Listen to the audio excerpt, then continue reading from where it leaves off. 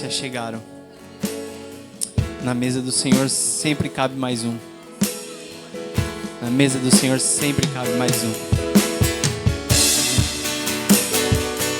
Amém. Amém. Que assim como na mesa dele, na nossa mesa também sempre caiba mais um.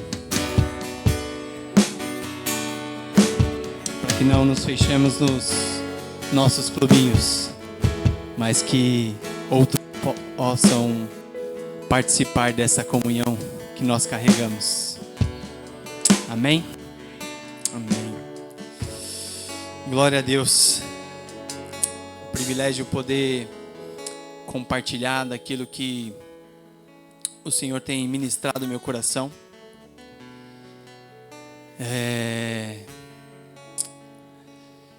Aquilo que eu vou compartilhar hoje, para mim talvez seja o ponto central daquilo que distingue a Igreja de Jesus Cristo e reuniões religiosas que muitas vezes até falam do nome de Jesus, ou até usam a Bíblia, que é algo que tem tudo a ver com a ceia, que é sobre a comunhão verdadeira. Porque se temos a comunhão verdadeira, é porque temos a falsa, ou a aparente comunhão.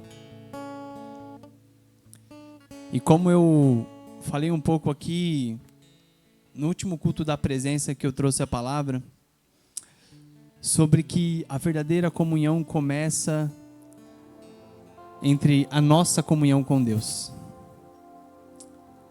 Porque se não existir comunhão com Deus, nós nunca teremos verdadeira comunhão entre nós.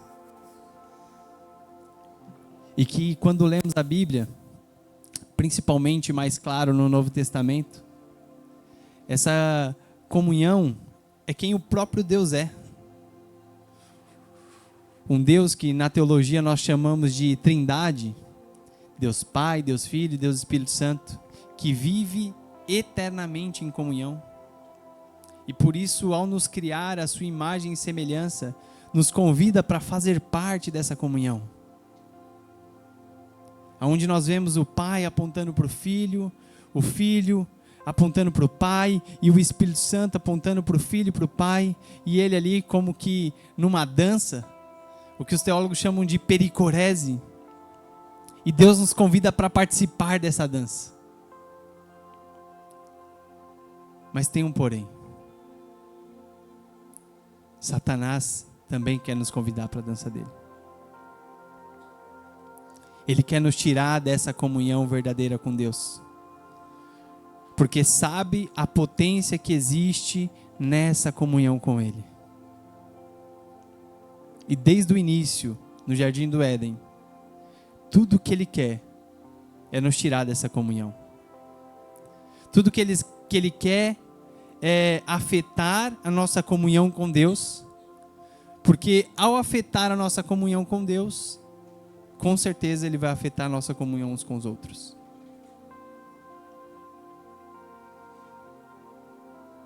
Com certeza.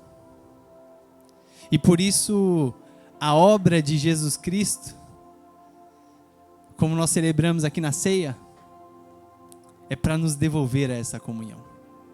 Porque nós estávamos totalmente separados de Deus, e Cristo, ao vir ao mundo, ao se encarnar, ao viver a vida, veio nos mostrar como era a comunhão dele, não com Deus, mas com o Pai. E falar disso no Dia dos Pais é porque, mais do que nós como pais terrenos, é celebrar a nossa relação com o nosso verdadeiro Pai. Então Jesus Cristo vem para restaurar a nossa relação com o Pai.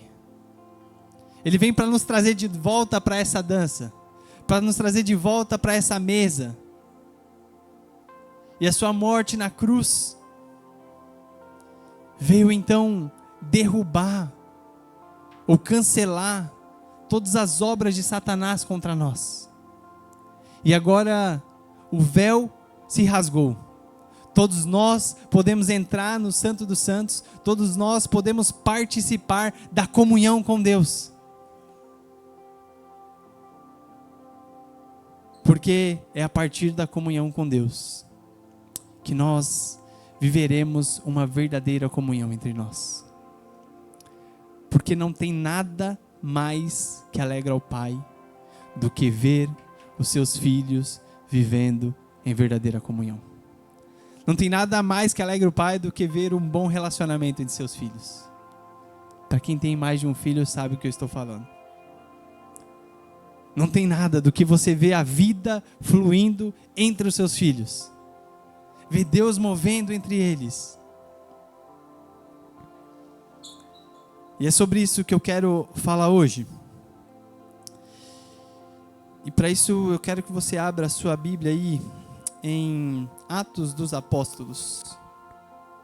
É o 5º livro aí do Novo Testamento. Fica após o Evangelho de João. Atos dos Apóstolos, capítulo 4.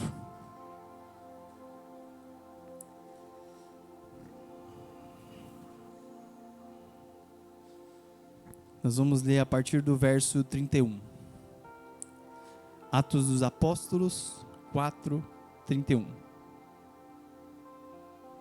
Eu vou ler a Bíblia aqui na versão NVT, nova versão transformadora, mas não importa a versão que você está lendo, pode acompanhar, que muda, às vezes troca uma palavra de lugar, enfim.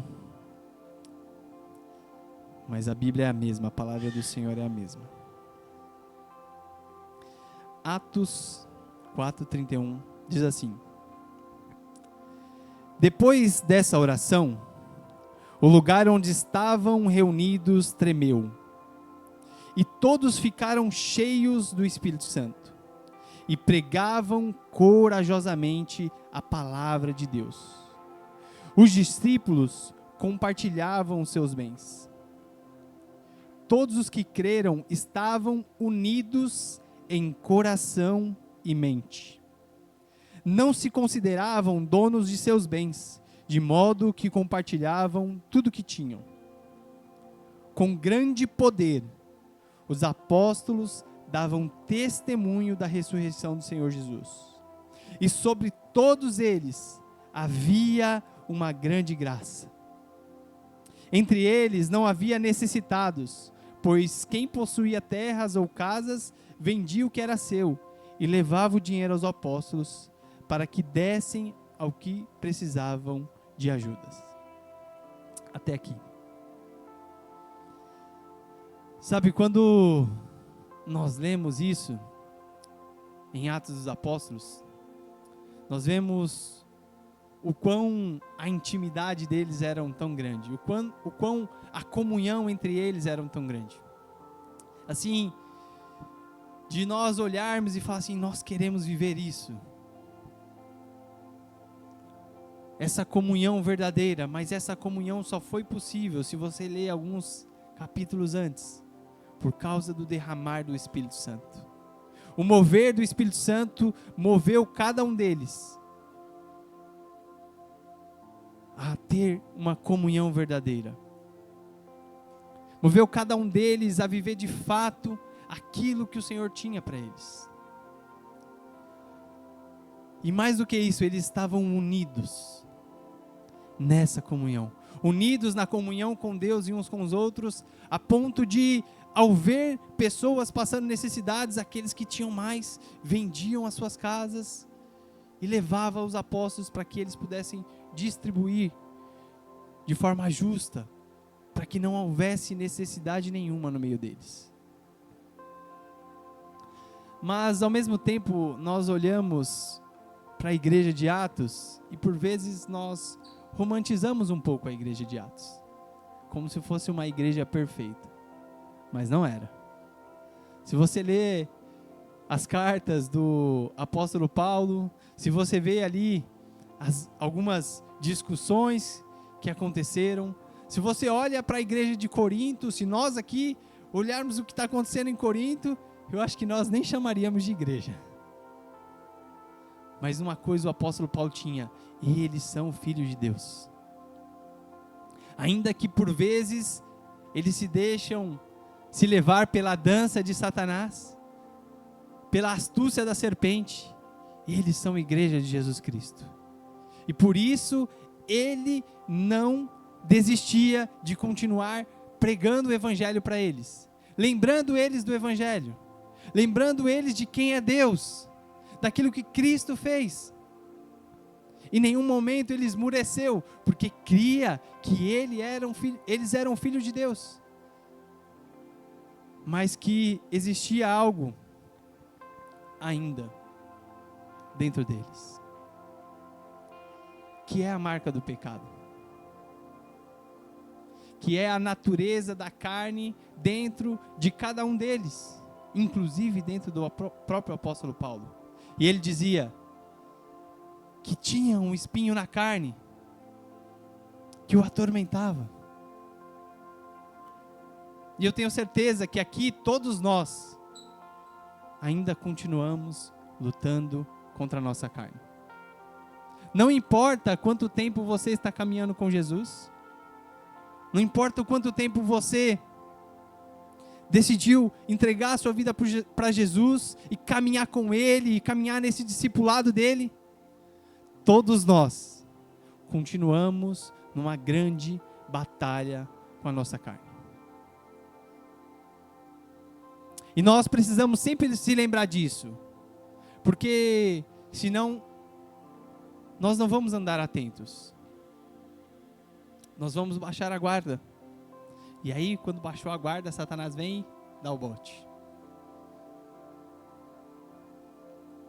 Então, nós precisamos ter isso em mente, que o pecado nos afetou de tal forma, que mesmo o Espírito Santo sendo derramado dentro de nós, ele ainda continua ali. A carne continua ali guerreando contra o Espírito.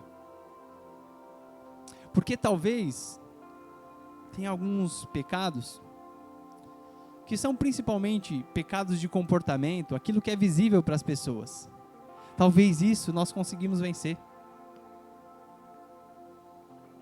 Talvez você tinha um vício e você entendeu que aquilo não era a vontade de Deus para você e você conseguiu vencer isso. Mas existe algo ainda na nossa alma. Existe um orgulho, um egoísmo, uma vontade de controlar todas as coisas, cada detalhe da nossa vida, que ainda continua lá dentro, enquanto Deus quer que nós confiamos nele. Enquanto o Espírito nos leva a confiar em Deus, a carne quer controlar todas as coisas.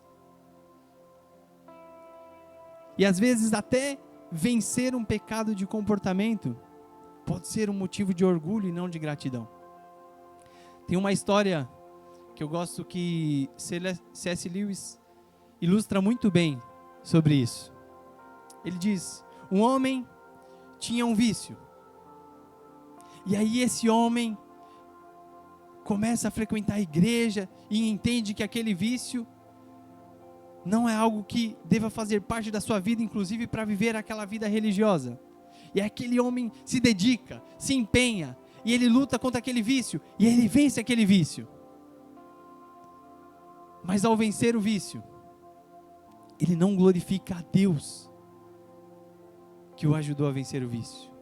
Ele fica orgulhoso, porque ele conseguiu vencer com as suas forças. E ao invés de glorificar a Deus, ele glorifica a si mesmo. E isso serve para muitas outras coisas. Porque o pecado ainda está aqui, habitando, tentando tomar o lugar do nosso coração. E por vezes nós olhamos para as pessoas a partir do seu pecado. Nós olhamos para as pessoas e não buscamos enxergar nelas a parte de Deus que elas carregam. Parece que nós estamos rotulando as pessoas por aquilo que ela faz de mal, e não pelas virtudes que ela carrega de Deus. Nós temos grande facilidade em encontrar o mal nas pessoas, o pecado, e rotular elas. E talvez, quando as pessoas vêm se aconselhar a nós como pastores, mas nós como cristãos, quando alguém vai compartilhar do problema dela conosco, nós já começamos julgando. Também não cuida da família, não cuida dos filhos, também, aí, faz o trabalho de qualquer jeito. Nós nem ouvimos o que a pessoa tem a dizer. Nós já partimos para julgar. Sabe por quê? Porque nós continuamos olhando para o pecado das pessoas. E nós continuamos nos achando melhor do que os outros. Ao invés de olhar para aquilo que ela é de fato, não para aquilo que ela está. Porque quem ela é um filho amado de Deus, uma filha amada de Deus, e não um pecador. A identidade dela não é essa. Não é de mentiroso, de adúltero, de orgulhoso, de ganancioso. A identidade dela é de filho de Deus. Só que nós continuamos olhando as pessoas pelo seu pecado, e não pela parte de Deus que ela carrega. Sabe, eu quero compartilhar algo aqui. Se talvez tem muitas coisas que eu admiro no nosso pastor Dani, talvez essa seja a principal. Ele está sempre olhando para cada um por aquilo que ele carrega de Deus. Se tem uma coisa que eu tenho aprendido com ele nesses anos, ele está sempre olhando. Olha, essa pessoa tem isso. Vamos trazer ela para perto. Sabe, às vezes a gente vai tomar café e a gente fala de várias coisas. A gente não programa do que vai conversar, não tem uma pauta. E eu sempre saio da conversa mais cheios do Espírito Santo. Eu sempre saio dessas conversas como se o Espírito estivesse se movendo dentro de nós ali. E eu tenho certeza que ele também tem saído melhor dessas conversas. Porque é como se o Espírito estivesse ali se movendo entre nós. Porque não estamos olhando para a limitação um do outro, mas estamos olhando para aquilo que cada um carrega de Deus. E por isso, isso nos impulsiona a viver de maneira totalmente diferente. Sabe, eu tenho começado a buscar exercer isso na minha vida. Porque às vezes eu vejo algumas atitudes, inclusive em casa, talvez com os filhos, com a esposa, e eu falo, essa não é a parte de Deus. Tá tudo bem. Deixa eu olhar para aquilo que importa, que é o que eles carregam de Deus dentro deles.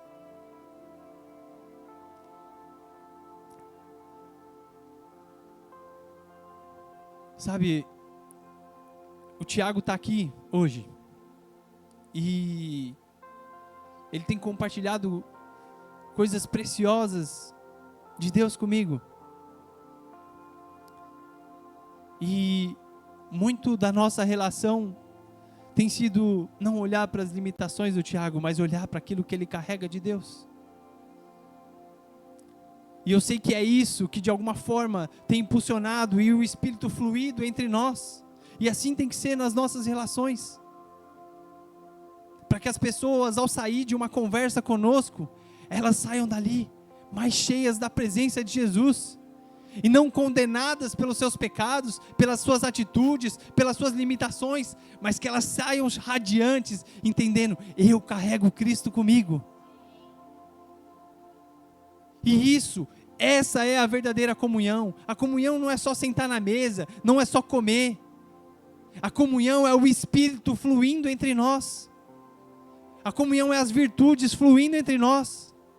E não olhar as pessoas a partir dos seus pecados, mas a partir das suas virtudes. A partir da parte de Deus que ela carrega. Não é fácil isso, mas esse é o caminho. As pessoas chegavam, Jesus, trouxe aqui uma mulher adúltera para você. O que a gente vai fazer com ela? Jesus estava olhando uma filha de Deus e não uma mulher adúltera. E estava todo mundo querendo condenar, tacar pedra nele. E Jesus fala, tá bom, já que vocês são tão bons, aquele de vocês que não tiver pecado, começa a tirar a primeira pedra nela. Aí todo mundo começa a sair. E Jesus fala, cadê seus acusadores? E ele fala para cada um de nós, cadê seus acusadores? Então ele fala, vá e não peques mais. Porque ele estava olhando para aquilo de Deus que ela carregava. Porque por mais que o pecado nos deformou, a imagem de Deus continua em nós. O Espírito Santo foi derramado sobre nós. E é a partir dele que nós vivemos agora. E é a partir dele que nós andamos. É a partir dele que nós olhamos para as pessoas. Essa semana aconteceu algo assim sobrenatural na minha vida. Eu fui levar a Isabela na escola. E normalmente eu levo ela por volta de 1h30, enfim. É o meu horário de almoço. Então vou, levo ela na escola, volto a trabalhar. E aí eu passei, tinha um cabeleireiro que é no bairro da minha mãe, e que fazia muitos anos que eu não vi e não cortava o cabelo com ele. Eu cortava o cabelo com ele na época da adolescência, no início da juventude, mas ele se mudou. Ele comprou um terreno no Taboão, enfim, ele prosperou ali com o cabeleireiro dele, cortava muito bem o cabelo. E aí então ele comprou uma casa lá, reformou e tudo mais, e abriu o salão dele lá. Então fazia muitos anos que eu não via, algo em torno de uns 15 anos. Mas ele era um homem de Deus, e eu lembrava disso. Eu na época, todo perdido no mundo, mas eu lembrava que eu sentava naquela cadeira e eu sentia uma graça nele, uma doçura, um homem cheio de paz. E eu lembro quando ele foi para o Taboão, eu até fui algumas vezes cortar o cabelo lá, mas ficou um pouco longe, então às vezes a gente acaba indo para a comodidade. E eu senti que era o Espírito que estava me levando ali, sabe? Aí eu falei, sabe de uma coisa? Vou cortar meu cabelo. Aí cheguei lá, falei com ele, muitos anos que eu não via. E aí sentei para cortar o cabelo. E começamos a conversar. Começamos a falar do desafio de criar filhos e tudo mais. Ele tem 3 filhos também, 3 filhos homens. E aí eu senti ele um pouco receoso em compartilhar algumas coisas. Senti que ele estava meio que fugindo um pouco do assunto. Mas eu comecei a falar um pouco da minha vida. E aí ele falou assim para mim, pelo jeito você já é pastor, né? Fui descoberto. Eu falei, pela graça de Deus, ele tem me levado para esse caminho. E aí, depois de eu compartilhar algumas coisas, ele começou a falar dos desafios que ele tem enfrentado. Aí ele falou, sabe, às vezes a gente lê na Bíblia, e Deus fala sobre amar os nossos inimigos, mas a gente não sabe o que é amor. E ele falou, Deus está me moendo e tem me ensinado o que de fato é o amor. E eu tenho passado uma situação muito difícil com os meus filhos, onde eu poderia estar chorando pela morte deles, mas Deus os livrou. E hoje os meus filhos, 2 deles estão presos. E ele é um homem de Deus. Só que os filhos dele poderiam estar mortos. Ele falou, e eu falo para minha esposa para que nós não devemos murmurar, porque nós talvez poderíamos estar chorando o luto da vida dos meus filhos. Mas ele tem nos moído e tem sido difícil. E talvez eu poderia estar ali falando, pensando comigo, pô, tu é crente, cara, e os seus filhos estão aí. Nada disso. Eu entendi que o Espírito estava me levando ali para encorajar ele. Sabe por quê? Eu falei para ele, tem duas formas de você ver isso. Que é a forma de Deus e a forma de Satanás. A forma de Satanás é: fala de Jesus para as pessoas. Não, cara, você não conseguiu nem dar conta da sua casa, dos seus filhos. Como que você vai ministrar os jovens que vêm aqui, que sentam na sua cadeira? Essa é a forma de Satanás, de nos acusar. Mas a forma de Deus é: compartilha com esses jovens, para que eles tenham outro caminho na vida. Compartilha aquilo que você carrega. Ainda que seus filhos de alguma forma não ouviu, mas eu tenho certeza que eles lembram do seu testemunho. Eles lembram do homem que você é, trabalhador, honesto. Ainda que eles tenham se seduzido pelas paixões mundanas, você é um homem de Deus. Derrama vida sobre cada pessoa que sentar nessa cadeira. Não se esmureça. Não deixa Satanás te acusar. Você é um homem de Deus. E você tem a oportunidade de pregar o evangelho para cada pessoa que sentar aqui nessa cadeira. E eu senti o Espírito fluindo de mim para ele e dele para mim. E eu saí de lá radiante, porque Deus tinha me levado para encorajar um irmão e não para condenar um filho de Deus. E eu tenho entendido que o que Deus quer de nós é deixar o Espírito fluir a partir de nós. É ir aonde Ele nos levar, para compartilhar a vida que nós carregamos, para compartilhar os dons que nós carregamos, para encorajar as pessoas a amar mais Jesus, a acessar o Santo dos Santos, a ela ir até Jesus. O véu já está rompido. Nós podemos acessar esse lugar, cada um de nós. E nós somos chamados, não para condenar, mas para edificar, para restaurar, para acreditar nas pessoas, ainda que nem elas mesmas acreditem. Nós continuamos acreditando naquilo que cada uma das pessoas que estão ao nosso redor carregam. Nós não olhamos mais pelo seu pecado, mas por quem Deus a fez para ser. Quem Deus a projetou desde a eternidade, a identidade de fato que cada um daqueles que nos cercam carregam. Ainda que ao olhar para a vida dela nós podemos ver muitos dos seus pecados, mas não são eles que as definem. E isso não é fácil. Não é fácil. Principalmente quanto mais nós temos intimidade com as pessoas. Mas isso não é o que Deus espera de nós. O que nós somos chamados é para olhar as virtudes das pessoas. Talvez nós achamos que ao falar do pecado, é que ela vai deixar o pecado e ser transformada. Só que parece que ao falar do pecado dela, nós vamos cada vez mais evidenciando o pecado.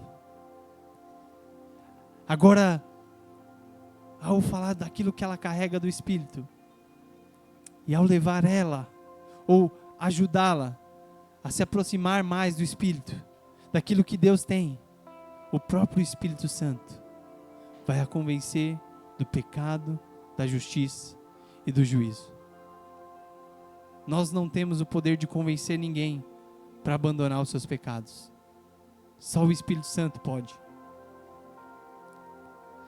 Então, talvez o melhor caminho, é olhar por aquilo de Deus que cada um carrega em nosso meio. Aprenda aí com o nosso pastor Dani. Ele tem nos ensinado isso. Eu tenho certeza.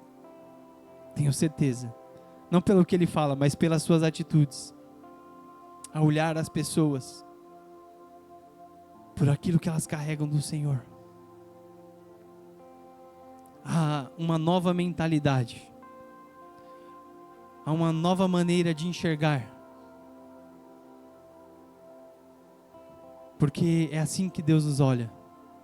E a Bíblia diz que Deus não nos olha segundo aquilo que está visível, mas Deus conhece o nosso coração. Deus conhece o nosso coração.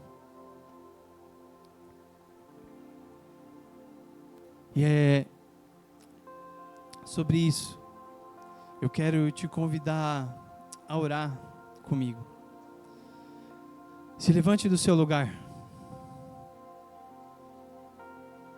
Vamos pedir para que o Espírito Santo nos conduza e nos faça enxergar a parte dele naqueles que nos cercam. A não olhar segundo a nossa própria carne, mas segundo o Espírito. A permitir que o Espírito de Deus possa fluir de nós. Porque a Bíblia diz que nós seríamos cheios do Espírito de tal forma que ele transbordaria e rios de água-vivas fluiriam de dentro de nós. E é para essa vida que o Senhor está nos convidando, a viver uma vida cheia do Espírito Santo, em que ele transborde de nós, para alcançar aqueles que nos cercam. Senhor, nós estamos aqui, Pai, unidos em nome de Jesus Cristo, para que o Senhor gere em nós uma verdadeira comunhão, Deus, uma comunhão onde possamos ser verdadeiros, onde tenhamos liberdade para abrir o nosso coração, onde estejamos livres para viver a nossa identidade, aquilo que carregamos do Senhor, Deus. Pai, em nome de Jesus, nos ensine a olhar para as pessoas não a partir dos seus pecados, não a partir das suas lutas, das suas dificuldades, das paixões do seu coração, mas nos ensine a olhar a cada um segundo o Espírito, segundo ao seu próprio olhar, Deus. Pai, em nome de Jesus, nós carregamos o ministério da reconciliação, o ministério da reconciliação daqueles que estão em rebeldia contra Deus, com o Senhor. Pai, em nome de Jesus, essa é a boas novas do Evangelho. Jesus Cristo rompeu o véu para que nós possamos ter novamente a nossa vida diante do Senhor, para que possamos ter acesso ao Senhor e ter um relacionamento íntimo e profundo com o Senhor. Em nome de Jesus, que seja isso que possamos pregar às pessoas, não que Deus veio mudar a nossa vida e transformar tudo na nossa vida uma vida fácil. Não, o que Jesus veio é tornar a nossa vida leve, uma vida cheia de paz, de justiça e de alegria, e que mesmo diante das dificuldades, mesmo diante de todas as lutas, nós continuamos glorificando o Senhor, nós continuaremos o adorando, nós continuamos, Pai, exaltando o Teu santo nome, servindo o Senhor. Pai, em nome de Jesus, transforme o nosso coração, Deus, para que nós possamos acolher as pessoas nas suas lutas e nas suas dificuldades, para que não sejamos aquele que acusa, que aponta o dedo, porque isso Satanás já faz, mas que nós sejamos aqueles que edifica, que acolhe, que instrui, que motiva, que inspira. Sim, Deus, em nome de Jesus, nos transforme a sermos mais parecidos com Jesus. Nos transforme a sermos mais parecidos com Ele, a ter o nosso coração transformado. Renove o nosso entendimento, molde os nossos corações, Deus. Nós queremos ser como o Senhor. Nós não queremos olhar segundo a carne, mas nós queremos olhar segundo o Espírito, porque é Ele que nos transforma, é Ele que tem nos transformado dia após dia. É Ele que tem nos levado aonde o Senhor quer nos levar. É Ele que tem nos guiado e nos direcionado, para que possamos ser aperfeiçoados por quem o Senhor é, Deus. Pai, em nome de Jesus, eu oro, Pai, para que entre nós, Deus, tenhamos liberdade em compartilhar as nossas dores, as nossas angústias uns com os outros. Que não carregamos mais as máscaras, as barreiras de proteção, os limites que temos dado para as pessoas para acessar as nossas vidas, e andamos como quem parece estar tudo bem, ainda que estejamos vivendo em profunda angústia, Deus. Não nos permita, Deus, que nos permita ser uma comunidade acolhedora, Deus, aonde cada um de nós tenha os seus 2 ou 3, aqueles amigos íntimos, em que possa compartilhar de fato o que está no seu coração, e que possa nos conectar para que possamos ser de fato quem nós somos, para que possamos também orar uns pelos outros, para que possamos compartilhar as virtudes uns com os outros. Pai, em nome de Jesus, Deus, nos levante, Pai, como amigos verdadeiros, aqueles que vai olhar, Deus, e ver o Senhor na vida de cada um, Deus. Em nome de Jesus Cristo, nós te louvamos, te agradecemos, Deus. Te louvamos e te agradecemos porque o Senhor nos trouxe de volta para a tua mesa. O Senhor trouxe cada um de nós de volta para a comunhão contigo, Deus. E isso é o que de mais precioso que nós temos. Não são os recursos, não são as nossas capacidades, não são as nossas carreiras. O que nós temos de mais precioso é o Senhor. E em segundo lugar, o que nós temos de mais precioso são as pessoas que nos cercam, Deus. Obrigado, Jesus. Obrigado, Deus, por tudo que o Senhor tem feito em nosso meio. Ah, Deus, obrigado, Deus, por esse tempo. Em nome de Jesus Cristo. Amém. Amém. Aleluia. Glória a ti, Jesus. Glória a ti, Jesus. Nós te adoramos. Sabe, talvez você olhe aqui na igreja e você não vai ter uma intimidade profunda com cada um dos que estão aqui. Mas talvez seja intencional nisso. Procure construir um relacionamento mais profundo com 2 ou 3. É assim que Jesus diz: onde 2 ou 3 estiverem reunidos em meu nome, ali eu estarei. Procure pessoas que você consiga se sentir à vontade em ser quem você é. Procure criar uma relação com alguns dos pastores também. Cada um de nós é muito diferente um do outro, mas cada um de nós carrega a parte de Deus. Eu tenho certeza disso. Não caminhe sozinho, porque é nessa vida de Deus que há entre nós que nós podemos levar a vida de Cristo aonde nós formos, para que Ele nos inspire a ser aquele que vai inspirar outros e a levar vida por onde nós formos. Amém? Deus abençoe. Se você precisar de alguma oração, nós estamos aqui. Que Deus abençoe cada um dos pais que estão aqui presentes. E mais do que tudo, nós possamos glorificar o nosso Pai. Amém? Deus abençoe.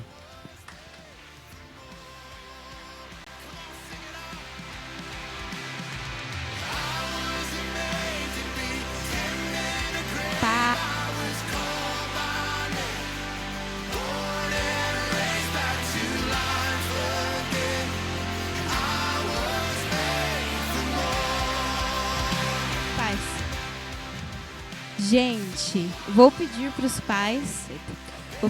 pais irem lá fora que a gente vai gravar um videozinho, tá bom? Os pais e quem tiver com os filhos aí também pode ir.